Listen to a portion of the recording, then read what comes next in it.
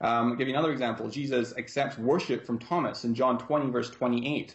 And Thomas says, "My Lord and my God," and worships him. The Greek word used there is proskuneo, which in a religious context means to worship. And Thomas, instead of being rebuked by Jesus, is actually commended for his faith.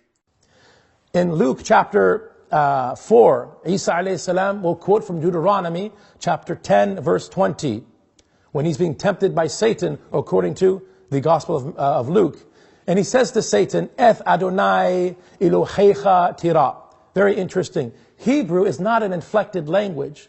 There's no mu'arab, like we have in Arabic. Sometimes we say Muslimun, Musliman, Muslimin, right? It's inflected, whether it's nominative or accusative or genitive. But biblical Hebrew is no longer inflected. Maybe ancient Paleo-Hebrew was, according to many linguists. But biblical Hebrew isn't. So it's very clear the word order is very important. You have verb, you have subject and object. But here in Deuteronomy 10:30, quoted by Jesus in Luke chapter 4, the direct object is brought to the very beginning of the sentence because there is a direct object marker in Hebrew. What's the effect of bringing the direct object to the beginning of a sentence? This maf'ul muqaddam, it's called. It denotes emphasis and exclusivity. For example, in Al-Fatiha, we don't say, "Na'buduka wa nasta'inuka."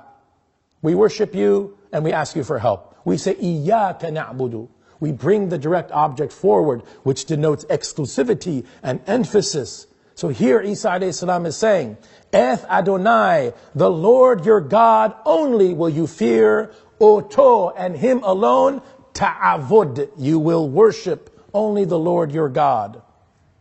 Now, Luke translates this verse into Greek as proskuneises kurian tantheon su, that you must revere the Lord your God. Tantheon, definite article on God again.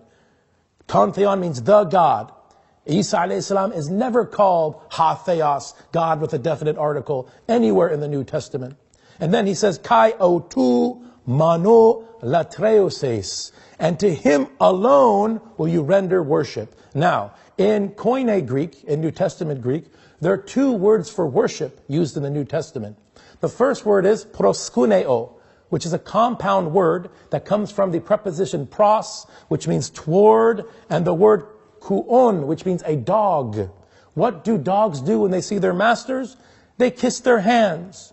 So in the New Testament says that the disciples worshipped Jesus, usually how Christians will translate proskuneo. When the disciples, quote unquote, worshipped Jesus, like the King James Version says that, the Greek is proskuneo, which means they revered him, they respected him, they kissed his hand. In John chapter 9, Jesus heals a blind man. He sees him in the temple of Solomon later. And this man thanks Jesus, and the Greek says he made proskuneo towards him.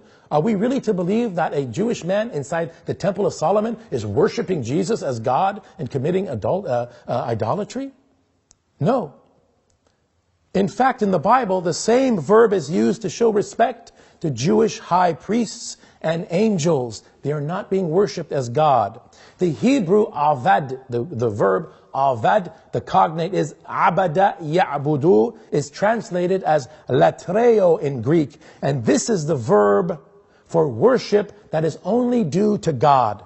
It is never used of Isa alayhi salam in the New Testament. In fact, Christ himself says in Luke chapter 4, verse 8, kai autu manu latreuses, and him alone, meaning God, will you render worship as God, because he is the only God.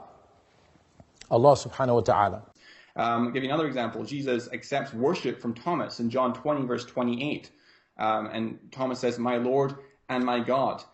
If you believe that the Gospel of Luke is reliable, then it is impossible for the Gospel of John to be correct regarding the Thomas incident.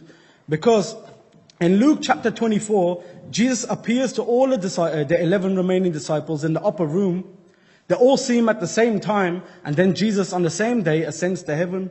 Whereas according to John, Jesus appeared to the other disciples first, And then after a while, after a few days, he sees Thomas, and Thomas calls him my Lord and my God. And Jesus says, oh, you have believed. But if Luke is correct, that the 11 disciples seen Jesus in the upper room at the same time, then that means Thomas had already seen Jesus along with the other disciples. And Jesus ascended on Easter Sunday, which means John's story of Thomas seeing him and saying, my Lord and my God, is impossible. Because according to Luke, he had already ascended. So that's a fabricated story, which is another reason the Gospel of John is not reliable.